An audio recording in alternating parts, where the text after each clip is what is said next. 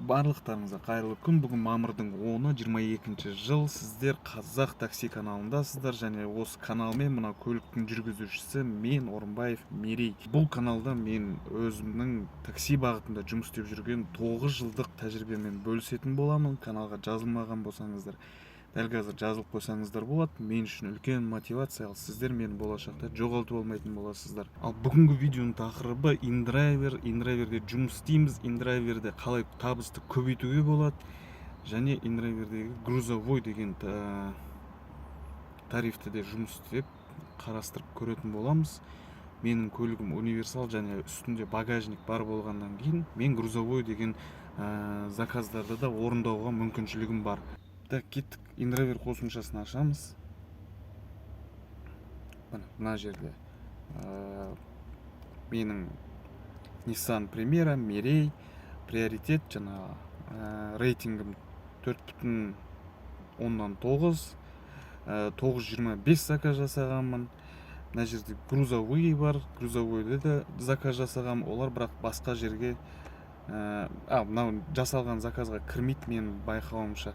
Және доходы, мұны көрсеңіздер, мен InDriverге көп шықпаймын, анда-санда шығам, өйткені жаңа попутка бір жерге бара жатқан кезде мен ала кетемін да, осы InDriver арқылы. Яндексте жаңағы нелерім біткен кезде InDriverге кіремін да, осы жерден алатын болады. Приоритет высокий дейді, оценка отличные дейді, оценки отличные, репутация хорошая, стаж ветеран дейді.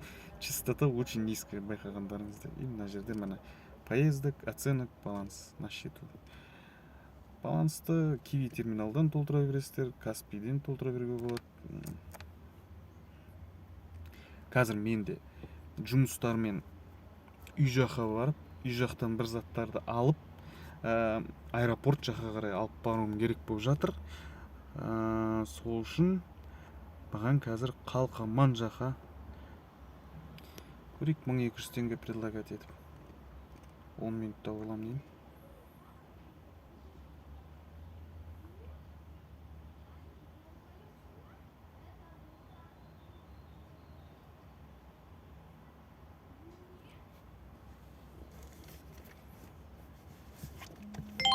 У, 1200 теңгеге келісті, кеттік. Бағана айтқанымдай, табыс көбірек болу үшін InDriverде қандай заттар керек? Мысалы, көліктеріңіздің үстіне седан болса да, жаңа универсал болса да, үстінде багаж болса, осындай жаңағы есік тасып беру деген сияқты, немесе стремянка, ұзын стремянкалар болады, сондай алып бару керек деген заказдар шығып тұратын болады InDriverден. Сол үшін өздеріңізбен үнемі жіп, және багаж сатып алсаңыздар, багаж ол сатып алған бағасы, мен мысалы мынау алған багажым почти 50 мың ба, сондай багажы бір жылда өз-өзін ақтап шығады. Өйткені заказдары бұл жаңа стремянка, анау мынау деген ол уже жоғарырақ қылып беретін болады заказдар. 2000, 1500 теңге. Сосын канистрамен воронка алып жүріңіздер. Канистраны әр заправкаға барған кезде ішіне 95 литр құйып қойсаңыз болады. Жаңағы бензині бітіп қалған көліктерде шақырады, осы InDriver арқылы апарып құйып бере саласыздар. Іш жерге апарудың қажет жоқ, адамды просто құйып бересіздер да, и үстінен 500 теңге, 700 теңге қосып береді өздері, кейде 1000 теңге береді. Және прикуритель алып жүріңіздер. Мен прикуритель ең қатты өзін ақтаған зат, ол прикуритель. Менде ұзынырақ прикуритель алғам, еще андай мощный дизельдерді оталдыра беретін прикуритель ғой. Менде 7,5 мың қалғам, осыдан 3 жыл бұрын алдым ғой деймін. Алдың күні міне мысалы мынау заказ ғой деймін. Міне көріңіздер ғой, точка А, точка Б бір жерде, екеуі де осы. Міне прикурить, я на стоянке дейді. Көріңіздер ғой, 1000 теңге, 500 теңге, 1000 теңге өйстіп шығып тұрады, короче. Сол үшін прикуритель деген өте пайдалы. Және трос та бар, бірақ мен қазір троспен ол алдында мысалы ауылдан соңғы рет Таразда видео түсіріп Алматыға келе жатқан кезде бір көлік тұрып қапты былайынан, короче, асты бүйтіп тұрып қалған, сонымен не артқа не алға жүрмей қалған ғой, короче. И соны барып жаңа трос іліп жай ғана тартып жібердім. Мен ақша да сұраған жоқпын ол кісіден. Бола береді дедім, қой деп қалтасынан алып 2000 теңге. Бұл тросты да мен қымбат қалғам жаңағы, бірақ қазір енді кішкене үзілейін деп тұрма, тігу керек, короче. Сол үшін жаңағы заттардың бәрі ол өз-өзін ақтайтын заттар. И насосты да мен жаңағы мощнырақ насос алсаңыздар. Және насосты да екі моторы бар, кішкене. Менікінің өзі сәл слабырақ, мощнырағын алсаңыздар, бір 15 000 теңге, 20 000 теңге тұратындар бар, тез үрлеп беретін. Сондай алатын болсаңыздар, ол да өзіңізге керек зат. Және осындай жаңағы дөңгелегінің желі шығып кеткен заказдар жаңа шығып тұрады. Қателеспесем, менде уже 2 жылдай болды насосым бар болғанына. 2 жылдың ішінде 2 есе уже ақтап тастады насосты өз-өзін. Мынаны қараңыздаршы, 10 минутта келем деп. 10 минут, что ты не принимаешь? Машина сүйреу керек. Все, кеттік. Так, 20 минуттық заказ, 1500 теңге, мына буксирмен жеткізіп тастадық. Көріп отқандарыңыздай, тросты 5500-ге алыппын ғой, сыртында жазылып тұр екен. Естіп уже давным-давно ақтап тастайды олар. Короче, қосымша табыс ретінде жаман емес қой. Мынау бір заказы, мынау бір апамыз. Короче, көріп отсаңыздар, төмен қаладан жоғары қарай апару керек. 1200 теңге предлагать еткен екен. Ең қызық осы болып тұр, короче. 1200 теңге предлагать еткен. Келем, бұл минутта 15 минут күтемін, уже звондаймын. Ол да занят. Алдындағыдай тема бола ма, қайтадан типа алмай қоя ма деп есем, бір кезде телефон арқылы сөйлесіп, бір мынандай апам шығып келе жатыр, короче.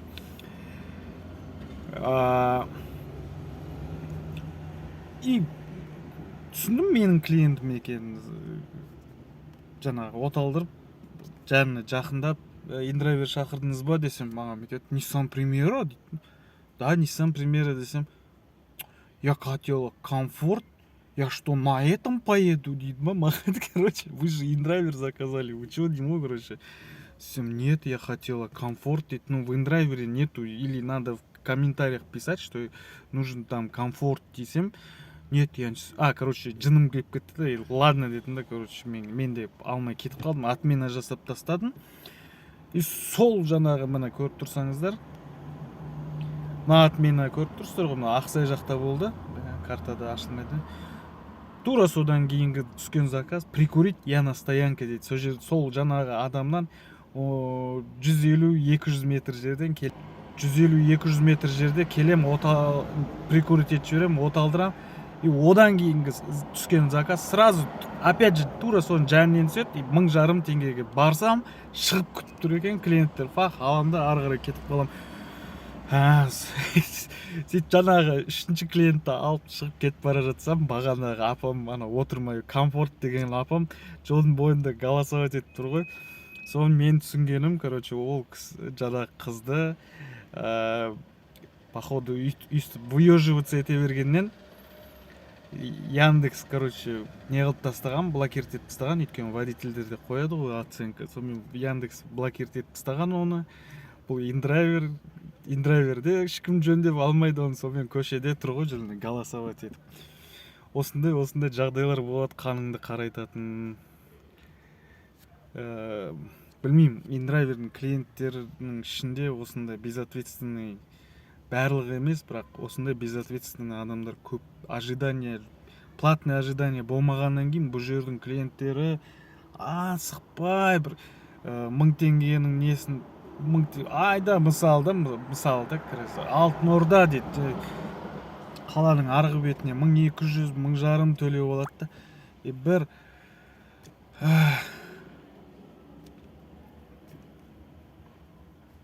айдалан бір жерін беріп болады да, и шіреніп, асықпай, короче, Яндексте тура сол бағаның клиенттері, жаңа 1500 теңгенің клиенттері тез шығады, өйткені білет, кешігетін болса тағы платный ожидание жүретін болады. Сол үшін бәрі тез сыпайы бір-біріңе кішкене не қоясың, мына жерде ондай білмеймін. Прикурить машину дейді, Рихар Зорге. Прикурить 10 минуттық жер кеттік. Егер қабылдаса бұларда. Айтып тұрмын ғой, бұл жерде отырып алып таңдайды еще адамдар. Жаңа грузовой отменение жасап жіберді. Так, сағат 5-тен 24 кетті. Кешкі 6100 болды. Ең бірінші заказым. Содан кейін жаңағы троспен машина сүйреу керек. Трос жоқ деген көрдіңіздер ғой, 1500 теңгеге. Содан кейін 3 подряд прикурить машину, аккумулятор сел дейді. Март деген ненің алдында. Содан кейін надо прикурить машину, тағы біреу шансы кіреді. И одан кейін тағы біреу сразу прикурить машину, еще бұл Ақжол деген кісі 600 теңгеге прикурить етіп бердім. Походу ұзақ күтті қойдым. Содан кейін Айнабұлақ жақтан өзімнің үй жағыма қарай заказ түсті. 1800, 1000 деп тұрған, 1800 предлагать етіп едім, қабылдады. Сонымен қазір үй жаққа келдім. Сосын бүгін машинаны жақсылап тұрып жуып едім. Ё-моё, короче, Алматының ауа райы, мен машина жуған сайын бүйтеді ғой. О, Мерей машинаны жуды, давай бірінші жақсылап тұрып шаң көтерейік. Шаң көтергеннен кішкене себелеп жаңбыр жауып өтеді. Бітті, машинаның бәрі қайтадан айман болады, короче.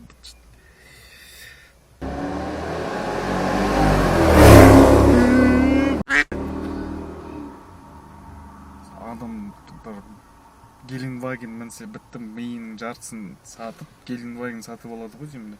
Мына жерде деген мысалы кішкентай балалар ойнап жүреді, қалқаманың ішінде, көшенің ішіндеміз ғой. 10 минуттық заказ ғой енді жаңағы. Алматы бір жақтан Қапшағайский мосттан сәл төмен түскенге жерге дейін алған уақыт 18:39-да алған, қазір 18:51. 800 теңге, нормально. Бұндай заказдар шығып тұрады арасында. Алып үлгеремей қалдым. Тоже 20 минуттық заказ 1500 теңге. Білмеймін, просто істеуге болады индрайвермен де. Не да?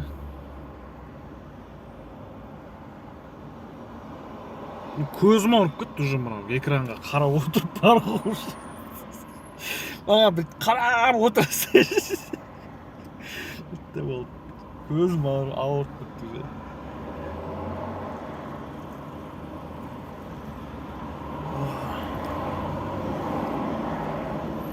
Грузовой көкжиек дейді. Мен жақын жерде, менен мына көрдіңіздер, үй көшіруге дейді. Диван, холодильник, морозильник, стиралка дейді. Тағы басқа дейді. 4000 теңге. Қараңыздар, мысалы, предложить цену десем, менен 400 теңге ұстап қалайын деп. Мына универсал до 300 килограмм без грузчиков деп жазып қойған. Ваше предложение. 4000 теңге, одан 400 теңгесін индрайвер ұстап қалады. Сонда маған еще Газельдегі адамдар қалай алады екен бұл заказды? Баратын жері көкжиек микрорайонның ішінде, бір микрорайоннан екінші микрорайонға дейін екен. Білмеймін, сонда да білмеймін.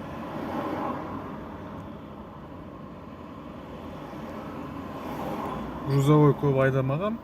Көрің, грузовой айдап жүрген адамдар болса, айтыңыздаршы қалай. В принципе, грузчик болмаса, бір жерге көкжиекке келесің, өздері артып алады. 10 шақты үй, жаңа 1 километрде болмайтын жерге апарасың.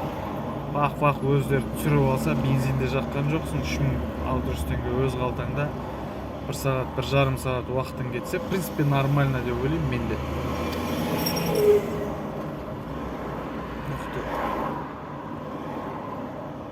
Мен шұғыла бағанағы заказ болма. Жоқ. Походу, шкаф, холодильник. Газель керек қой, диван. 10 000 теңге дейді. Алма Сити. Шұғыладан Алма Сити. Неге мынаны ешкім алмай жатыр? Нормальный заказ, в принципе. Алма Сити дегенде алыс емес, по-моему, қателеспесем. Момышұлының бойында пробка қатты түспейсің.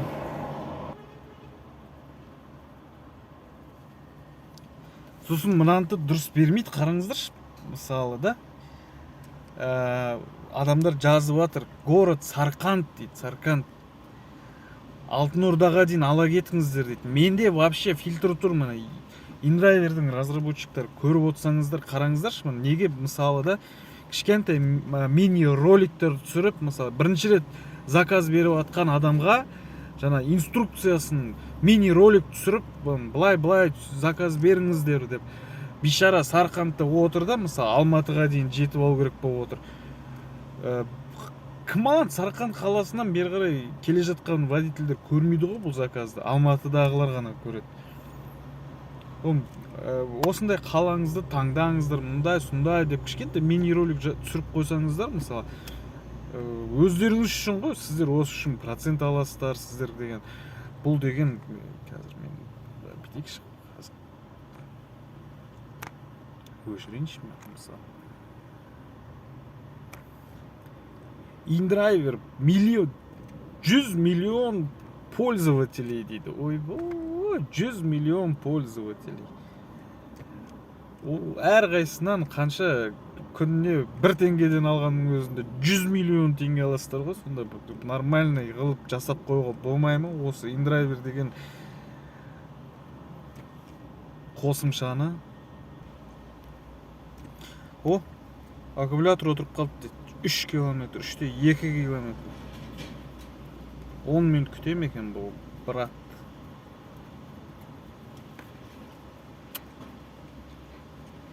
$500. 10 минуттық жер 500 теңге болады. 10 минутта келем деп көрейік.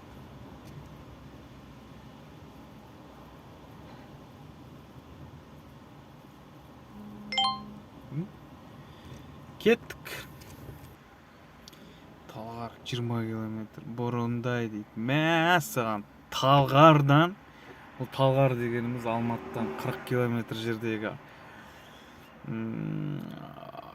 қалай, кент па, сондай қалашық па, кішкентай қала сияқты. Содан бұрындайға, ол да жаңа Алматының мынау бетінде, төменгі жағында қаладан шетке поселок Борындай деп тұр ғой, көп тұрсты. 4000 теңге. Яндекстің ешқандай накруткасыз, просто сол Талғардан Борындайға барсаң, мне кажется, даже 5000 шығады. Грузовойда енді адамдар ят жоқ па, бұндай баға беруге еще вещи, кровать деп қойыпты. Газель жалдамақшы да, сөзі 4000 теңге. Түсініңіздер ме? Мен индрайвермен жұмыс істесем кішкене нервім қаттырақ туғызады. Яндексте жұмыс істесем, Яндекске нервім туғызбайды ше, андай не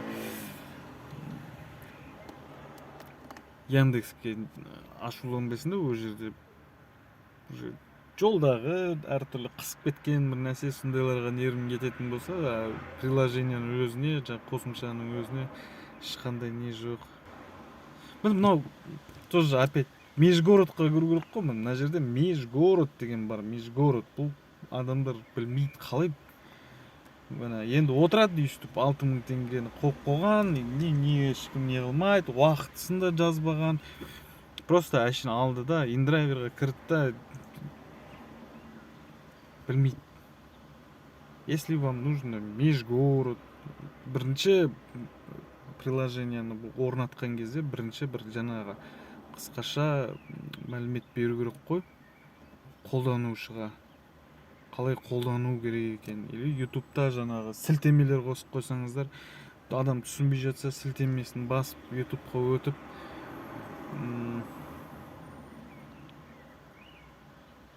немесе индрайвер маған ақша төлеңіздер, сіздерге осындай не жасап берем. Әрқайсысында бөлек-бөлек. Если вам нужно в межгород деп, орысшасында, қазақшасында қатырып тұрып түсіндіріп берем.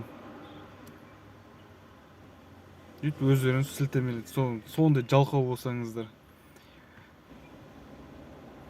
Даже чатта жоқ па мына жерде, мысалы да, қараңыздаршы, мына кісілерге жанын ашып отыр, срочно бір жерге Қарағандыға шығу керек болып жатыр ғой деймін. Мәсаған 2000 теңге дейді. 5000. 5 минутта келем. Достан магазин продукт. Камышинская. 2000 теңгеге. Ой, миллиард адам беріп отыр. Ол да алып кетті уже жоқ заказ. Біз болса өйстіп қатып отырамыз пока соңына дейді не қылмайынша. Патыр пұтыр ете қойған шығар ана кісі деді. Қарағандыға қайтып қалып 7000 теңге. Міне мысалы мына жерге де қосып қойса болады ғой. Мысалы не туда написал водительдер, мысалы жалобы жібереміз бе, не істейміз? С ребенком. Бір адам с ребенком хочет уехать в Караганду. Ну, пишет городтың ішіне. Бұл жерде межгородтар отпайды, айналайын. Мен саған Магнум туда обратно 500 теңге дейді. Нормально, да? Әңгіме бұлай. Мен жаңа бір заказ алдым. Күн батып жатыр. Грузовой сол күйі түспеді. Грузовойлар түсіп жатса, өйстіп қарап жүрем. Сонымен мінекей көріп отырсаңыздар, қараңыздар, бүгін істеген заказдарым 4 прикуритель болды. Бір не болды, жаңа 4 рет прикурить еттім. Оның үшеуісі 500-ден төледі, біреусі 600 теңге төледі. Сосын мына троспен тасыған бір заказ болды. Сосын бір 2 3 бір доставка жасадым. 4 5 заказ былайынан жасадым.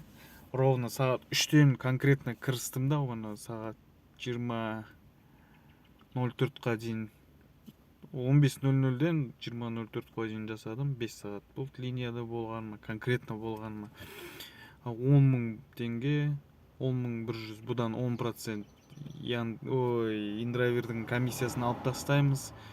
9.000 теңге қалама, 2.000 теңгенің бензинін жақтым конкретно. 5 сағатта 7.000 теңге өте аз. Білмеймін. Индрайверді мен тек қана жаңа по пути бір жерге бара жатқан кезде Яндексте жаңа попутка деген бітіп қалған кезде ғана ашам, или жаңағы бұрын жұмыс істеген кезде, мысалы мен бір районды аралап жүруім керек болатын, сол районның ішінде қосып қоятын да, жаңа канистра біреудің дөңгелегін үрлеп берем. Жұмыс бойынша мен сол районның ішінде болуым керек. Жаңа сол районның ішінен бір жаңа задание түсіп қалған кезде маған тез бара қалу керек та. Сол үшін мен жаңаға индрайверді қосып қоятынмын да, өзімнің жаңаға асымды жаңа күнде емес, бұл жерде сосын табыс та андай бір фиксированный конкретный табыс жоқ. Бір күн жақсы болып кетеді, бір күн жаман болып кетеді. Жаңағышы грузовойлар шығатын кездер болады. Грузовойда мысалы бір күніне 4000 теңгеден дақ еткізіп тура осы сияқты 10 заказ жасап жіберуіңіз де мүмкін. Бір күні вообще целый день 5 сағаттың ішінде біреуінде ұстай алмауыңыз мүмкін. Сол үшін көру керек әрдайым. Вообще менің ойымша негізі 2 смартфон алып, екеуін 2 жаққа қойып қойып, мынаған индрайвер, мынаған Яндекспен жұмыс істеп жүресінде, индрайверді да қарап отыруға болады. Так осындай прикурит, мынау тез жаңа 5 минутка деген заказдар бар, сондайлар шығып қалған кезде алып екеуін бүйтіп совмещать етіп жасасаңыздар, табыстарыңыз көбеюі мүмкін деп ойлаймын. Былайша енді білмеймін, мен мынаған қарап отырып көзім ауырып кетті, уже шаршап кеттім, жүйкем мүшем шыдамайды. Мен мына жерде кейбір кезде бір идиотизм дейді ғой, идиотизм заказдар шығады. Бір сондай заказдарға қарайсында лағың кеп, қаның қайнап, бекерге нервімді құртып не қылам мен мысалыша. Сол үшін солай былай негізі сіздерді вдруг жана екі телефонды қойып істеуге, немесе Яндекске көліктеріңіз жана жылы келмей қалды, или Яндексте сізді жана вообще бұлағаттап тастаса, блокировать етіп тастаса, альтернатива сосын межгород жасауға болады деп ойлаймын. Межгородта более-менее бұл жерде инраверде былайша енді жүйкем шыдамайды, кешіріңіздер, 5 сағатқа әрең шыдадым. Көрген шығарсыздар, мен басқа видеоларымның бәрін қарайтын болсаңыздар, мен спокойный адаммын, а инраверға келген кезде уже басталады. Сол үшін соңына дейін көргендеріңізге рахмет.